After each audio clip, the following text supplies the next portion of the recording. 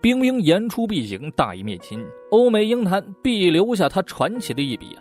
芝麻信用分最少也得给他1个 W， 以后没有小兵仔，世人称他大兵哥呀。我是瓜皮儿，黑袍纠察队第3季结局前情提要。波切尔和大兵哥的交易顺利进行着，血债血偿成员也只剩下玄色尚未战杀，可波切尔却面临着临时5号要命的副作用，用了4瓶的他如今已是致死量。休伊被波切尔当作弟弟看待，临时5号是肯定不能再让休伊注射了。和他们不一样的是，团队其他成员还坚守着底线，没有为了对抗超人类而去变成超人类。法兰奇找到了大兵哥的唯一弱点，神经毒素诺维乔克，凡人触碰即死，但对于大兵哥来说，这只是强效麻醉剂。如此一来，母乳以凡人之躯复仇的想法也并非渺茫了。法兰奇花了安妮很多钱搞到了1瓶，算是让母乳对复仇有了些底气。不久前他失控，当着女儿的面殴打了小眼镜继父，原因是小眼镜一直在为女儿灌输祖国人思想，他当脑残粉可以，但不能连累自己的女儿。这件事过后，母乳很忧虑，担心给孩子留下了不可磨灭的阴影，也担心自己会继续失控。他一向把复仇和家人分得很清楚，法兰奇的办法是让孩子知道真相，只有真相这个视角能解释清一切。波切尔这边只担心一件事，大兵哥愿不愿意大义灭亲，手刃阿祖完成交易，即使不能，也要想办法说服他能。可现实是，即使大兵哥他也有所犹豫，毕竟拥有1个孩子是他最大的梦想。3人计划着先偷点临时5号，再利用休伊的能力接近玄色，最后就只需要解决掉阿祖了。但箭在弦上时，波切尔却打晕了休伊，他没办法看着这个亲如弟弟的人去送死，临时5号致死的副作用他一个人承受就行了。大兵哥这边，波切尔随便撒了个谎，就说休伊临阵脱逃了，这也符合休伊在大兵哥心里弱鸡的形象。为了稳住这个挂壁，波切尔是煞费苦心的。休伊醒来后正郁闷波切尔的行为，安妮就来接他回家了。休伊这一路上都在向安妮道歉，安妮的回答却始终是我没事，我没生气，可咬牙切齿的表情是镶在脸上了。当他得知波切尔并没有告诉休伊临时5号的副作用时，忍不住暴骂了屠夫几句国粹。 Oh my fucking god, he didn't tell you. That asshole. 可休伊反而明白，波切尔是在保护自己，区区脑震荡而已。这些日子的旅程让他明白了一件事，对软弱的定义得取决于对强大的理解。世界对自己的恶意，休伊一直都是逆来顺受。临时5号让他拥有了力量，却失去了曾经的善良，能让家人踏踏实实的生活也是一种强大。见休伊是真的明白了悔过了，安妮还是有些欣慰的，但并不影响作为女朋友的她把这些天来自己消化的情绪发出来。安妮在奇人塔的透露不仅让阿祖上演了川剧变脸，更让梅福被挟持的真相曝光于众。一时间奇人塔下2国鼎立，有坚信祖国人不会这么做，认为星光在撒谎的阿祖派，也有 LGBT 发声为女性发声，要求放出梅福的星光派。双方粉丝在现实对线，甚至大打出手。阿祖的2个把手都愁眉苦脸的，因为真相曝光后阿祖就消失了。迫于粉丝们的施压和对于出名的渴望，司法部已经下了搜查令，梅福迟早会被找出来。他们正在计划秘密转移梅福。艾什利略显不忍心，但申公公却甘愿舔皇帝痰盂。梅福被迷晕带走，途中他捏了把劲儿挣脱了捆绑，一旦阻止迷药进入体内，他仍是女战士。值得信赖的人，梅福只想到了男孩们。被囚禁的这期间，他也没有受到什么折磨，倒是多亏了安妮的不平则鸣，才让梅福借助粉丝们的施压逃了出来。西梅子照着法兰奇就是一个大逼斗，扇他堕落也扇他嗑药啊。法兰奇则表示自己的任务完成了，西梅子友好手势2连击，既是愤怒又是心疼。法兰奇摆脱不了过去的遭遇，他始终觉得自己还是那条被拴着铁链的狗，主人让他干嘛就去干嘛，不该有多余的想法。法兰奇救赎过西梅子，现在也轮到西梅子来照顾他了。大兵哥和阿祖是父子关系，休伊带来的情报十分关键，天知道他俩会不会突然联手。最终目标是玄色和阿祖，那决战地也必将是奇人塔。安妮想疏散里面的工作人员，可如今他并没有这个权利。众人对波切尔也更愤怒了几分。阿祖和大兵哥都是不稳定因素，他为了复仇还真是什么事都做得出来。可尽管如此，休也还是想救走波切尔，哪怕他坑了队友骗了自己，但他依然值得被拯救。休已变回了曾经的模样，移植了蓝鹰的心脏，火车头重新站了起来。可他的哥哥却只能下半辈子和轮椅度过。火车头以为自己杀了蓝鹰就是伸张正义了，以为自己杀了蓝鹰就能够得到同胞和家人的尊重，但他用错了方法。哥哥期待的是法律制裁，是可以骄傲地告诉孩子们，这是你们叔叔的功劳，而并非是以恶制恶，靠杀人来解决一切。他心里一直清楚，火车头只在乎名利，甚至可以为此出卖自己的良心。哥哥已然对他彻底释放，愤怒地赶走了火车头。咱就是说，能不能把蓝鹰的腿移植给哥哥呀？纽曼是马洛里一手扶持上去的，在爆头侠身份被发现之前，也是他的心腹。可权力所带来的诱惑，并不是提拔之恩就能够抗衡的。现在正是副总统的竞选期间，唯有坐上这个位置，纽曼才能凭借自己的力量改革法案，从而改变当下的社会环境。被安妮拒绝后，他把目标放在了阿祖身上。出于对马洛里的绝对了解，纽曼提供了莱恩的藏身处，作为回报，阿祖需要辅助他竞选副总统。正在练球的莱恩突然听到了祖国人的声音，回想起当年恨铁不成钢的父慈子孝。阿祖现在对儿子的成长非常满意，他从来没有亲人，也极少得到关爱，唯一爱过的几个人也都接连离他而去。阿祖不想让儿子也经历同样的痛苦，对这个世界都可以是假的，但对儿子的爱必须是真的。他渴望拥有家人，而这也刚好是莱恩的渴望。阿祖理解儿子，更明白这力量带来的负担，真诚最终打动了莱恩，父子俩相互原谅了对方。阿祖回到了七人塔，继续被网暴折磨着。艾什利和深海颤颤巍巍地告诉他，梅芙跑了，途中也没忘了互相甩锅，保住狗命啊！就在阿祖怒形于色之时，玄色重新出现了，纸片人们给了他直面恐惧的勇气。这趟回来，就是跟士兵男孩了却恩怨的。玄色是阿祖在团队里最器重也是最信任的战友。对于他提出联手斩杀士兵男孩的主意，阿祖的表情是很复杂的，但最后用微笑和拥抱掩盖了过去。夜晚来得很快，波切尔正在做着战前准备。自打知道阿祖是伦理上的亲儿子后，大兵哥也变得多愁善感了起来，逐渐也愿意和波切尔聊一些心事。沃特一直把他包装成了贫民区出来的苦孩子，在发现自己拥有超能力之后，决定报效祖国。但实际上，兵哥的家境相当富裕，是个典型的纨绔子弟，到处惹事儿，亲爹也不管他，觉得兵哥令其失望了。同样是没有关怀和家人的童年，他最终自愿参加了5号化合物的实验，成为了人们心目中的2战大英雄。而亲爹却认为他走了捷径，始终看不上他。波切尔有些感同身受，两人不满父亲的作为，可最后却又成为了父亲的模样。兵哥睡人无数，最大的梦想就是拥有孩子，这样才能证明他比父亲更称职。波切尔担心他因此对阿祖犹豫，便开始左右阿祖的形象，说他没生没养的，即使有着同样的基因，那也不是真正的儿子。况且阿祖的存在才是导致他被出卖的根源。大兵哥决定出去透透气儿，也就在这个时候，男孩们杀了过来。母主恨不得一枪崩了波切尔，反正临时5号也能挡下这颗子弹。休伊赶忙来招架，这趟来时间紧迫，他们不希望在7人塔展开决战，会牵连到成千上万的无辜之人。法兰奇提到了贝加，却被波切尔怒喷闭嘴。只是这次法兰奇不再任人摆布，他开始反抗波切尔，宣泄着自己的不满。说完之后，感觉浑身自在，美呆了呀。而休伊则相信波切尔会同意退让，因为他曾说自己是救命僧，总能像列尼一样拉他回来。任谁也没想到，这时梅芙反水了，他扔掉了诺维乔克，拆了母主的枪，选择站在波切尔这边。梅芙同样想杀死阿祖，也只有阿祖死才能让所有事情结束。如果有这个机会，他也愿意不惜代价。梅芙这波辜负了安妮，而随着兵哥的返回，现场陷入了2度焦灼。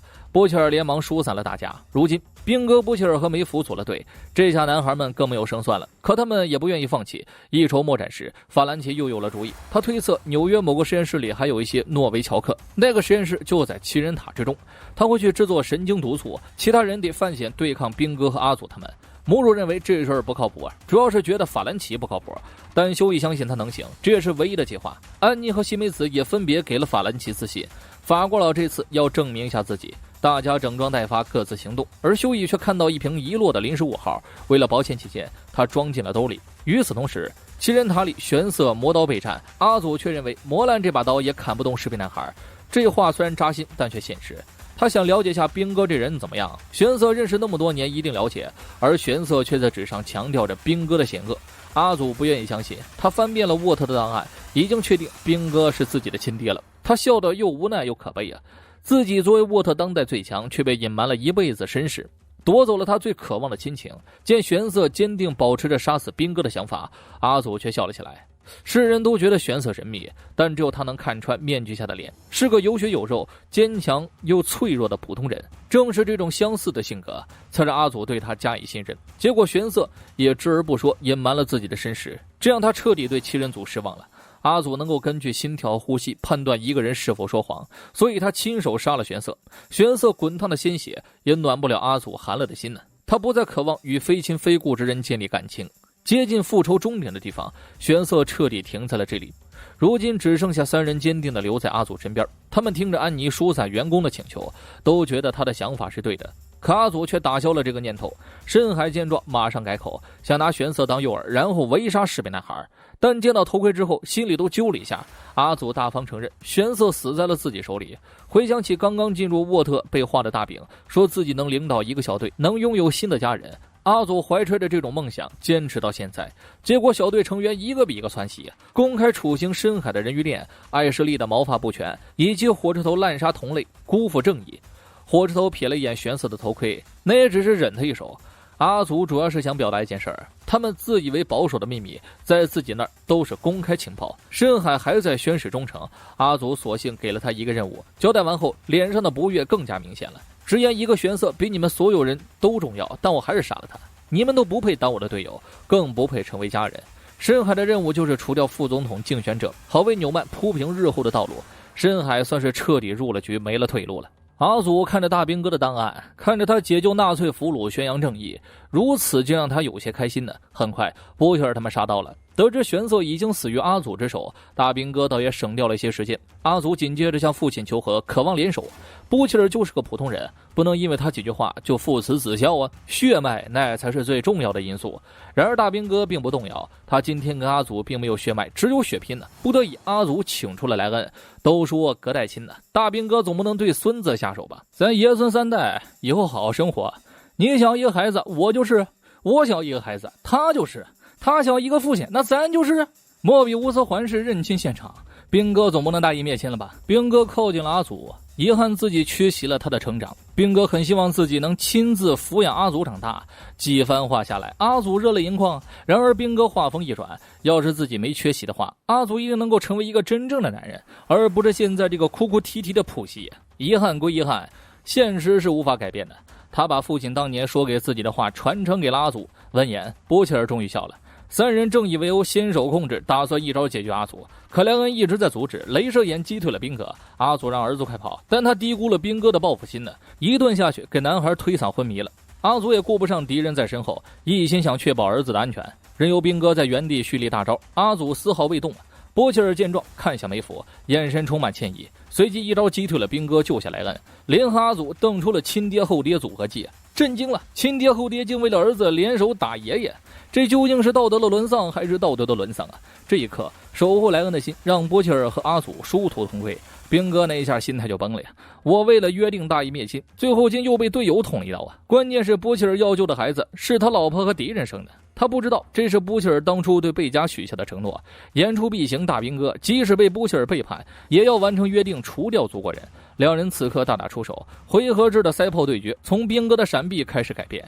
不怪波切尔打不过，对面是2战老兵，一个镭射眼紫脸，兵哥也只是流了一点血而已，而波切尔得到的却是来自老兵的愤怒。莱恩没什么大碍，阿祖这才放下心来，起身准备跟兵哥拼个你死我活。可他忽略了梅芙的存在，这场团战就是一个目标啊，你我他互相杀啊！阿祖不想让梅芙浪费时间，奈何梅芙硬要跟他拼命啊！此时兵哥准备一顿抠死波切尔，而安妮等人来得及时救下了他。另一边，法兰奇喜美子溜进了实验室，但以沃特的安保级别，进门那一刻就已经被发现了，毕竟是出卖大兵哥的幕后黑手，这里果然藏着诺维乔克。只需要法兰奇加工一下就能投入实战。同时安保人员包围了实验室，喜美子播放了杰伦的新歌，真自带 BGM 杀向了敌人。以前他动手杀人是痛苦的，现在是保护法兰奇，他享受其中啊！喜美子杀疯了，起脸输出却忽略了2-5仔，导致法兰奇的腿巴中了一枪，流着血他也没放弃，最终成功的做出了雾化诺维乔克，证明自己还是绝对靠谱的。而休伊来到了控制室，疏散了所有员工。艾什利直接奔天台乘坐直升机，拒绝了另一个艾什利同乘的请求。流式直升机并非什么人都有资格坐的。见人们陆陆续续撤离，休伊才松了一口气。阿祖这时被一套组合拳干出了鼻血。梅芙有些兴奋，这证明阿祖并不是不可战胜的。银镯挡下了镭射眼，又被掀翻在地。阿祖彻底被梅福激怒，甚至使出了抠眼珠子这种下三滥招数。梅福吃痛停手片刻，进攻的节奏一乱，大好的优势开始被阿祖翻篇了。布切尔和安妮联手也不敌大兵哥呀，在盟友和兄弟孩子面前，布切尔果断选择后者，怒而一击打碎了大兵哥的盾牌。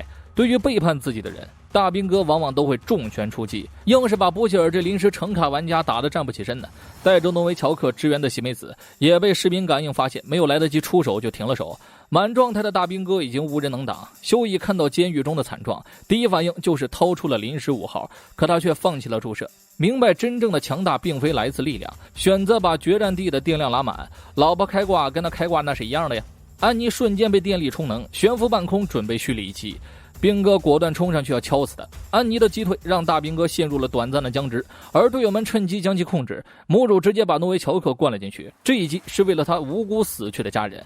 梅福与阿祖的大战开始接近尾声，瞎了一只眼的梅福反而越战越勇，将铁管插进了阿祖的耳朵里，一阵嗡鸣响彻大脑，阿祖有些失神了。同时诺维乔克勾起了俄罗斯的往事，大兵哥的应激障碍当场发作，心态一崩，也正在蓄力当中啊！众人都清楚这招绝杀的威力。对视中，安妮已然决定赴死。就在这时，梅福放弃了对阿祖的复仇，转而冲向蓄力中的士兵男孩，抱着他直接坠向了地面。而波切尔则是护住了莱恩。伴随着一声巨响，火光点亮了天空，余波更是震碎了麒麟塔大片的玻璃。大兵哥和梅福都生死未卜，男孩们也劫后余生的抱在了一起，唯独波切尔是个小丑，拼死保护了莱恩。结果人家孩子只惦记着阿祖，此时此刻才迎来阿祖与波切尔的恩怨之战。只是战斗还未打响，莱恩就拉起了阿祖的手，他想让父亲带自己回家了。儿子的请求让阿祖放弃了所有仇恨，默默地带着莱恩离开了麒麟塔。而过量使用临时5号的波切尔最终倒在了地上。这场大战以梅福的牺牲画上句号。沃特对外宣称，英雄们阻止了叛国的士兵男孩，解救了所有美国人民。波切尔无心去看这种狗屁新闻，他的身体正在迅速衰竭着，医生推算他最多再活1年半。闻言，波切尔淡定地点了根烟，让医生欧伊滚粗了。母主也听了法兰奇的建议，把家里的恩恩怨怨告诉了女儿，但他没有直接揭露祖国人，主要是不想让女儿接受太多讯息。明白了父亲发脾气的原因，女儿也理解了他的作为，更是把母主视为了心中的英雄。梅福其实并没有死，硬吃了士兵男孩的大战，这让他能力全无，身体像普通人一样虚弱。可梅福得偿所愿，拥有了自己的人生，再不必成为沃特的棋子，也不用担心祖国人的报复，因为人们都知道他已经死了。他的光荣退役，安妮只能给予祝福，就是问一下，没别的意思啊，能不能把蓝鹰的眼睛给梅福抑制一下呀？监控记录了梅福被救走的一幕，艾什利犹豫再三，选择了删除监控。他选择补救良心，当一次好人。而深度昏迷的大兵哥交由了 CIA 管制，马洛里手上从此多了一个核级别武器。至于深海，他赶走老婆后，人家自立门户，专门写了本书来黑深海，而且反响还挺好的。深海成了阿祖的忠犬，却也失去了一切。男孩们将继续对抗邪恶超人类，而这次安妮正式加入，大家推翻了布切尔的独裁时代，团队即将进入民主时代。有意见大家一起解决，布切尔也只能是看看不说话呀。新闻上很快曝光了副总统竞选者死在泳池的消息，同时公布了新竞选者纽曼。大家瞬间醒悟，爆头侠是下一个要解决的对象。两国鼎立的时代已经过去了，现在阿祖派几乎统一了舆论，阿祖本人更是降临在人群之中，将自己的儿子介绍给了这个世界。星光派的残党怒斥他法西斯，并拿出易拉罐砸中了莱恩，这直接激怒了阿祖，他当场滋死了男人。场面瞬间寂静无声。当阿祖担忧自己是否过火时，小眼镜直呼过瘾，人传人的现象迅速爆发呀，无一不在给阿祖这个好父亲点赞。见状，阿祖笑了，笑得很开心呢。小阿祖也笑了，他开始享受这一切。到这儿，黑袍纠察队第3季就结束了。这是3季以来对阿祖最善良的一次结局了。虽然个别情节让人摸不着头脑，但总体而言，还是让每个人都升华了。修一明白了什么是强大，强大并不是对力量的贪婪。法兰奇拥有了自己的主见，不再被人牵着脖子走。梅夫完成了自己的救赎，主动反抗命运。母主虽然没有直接复仇，但却克服了心理的阴影。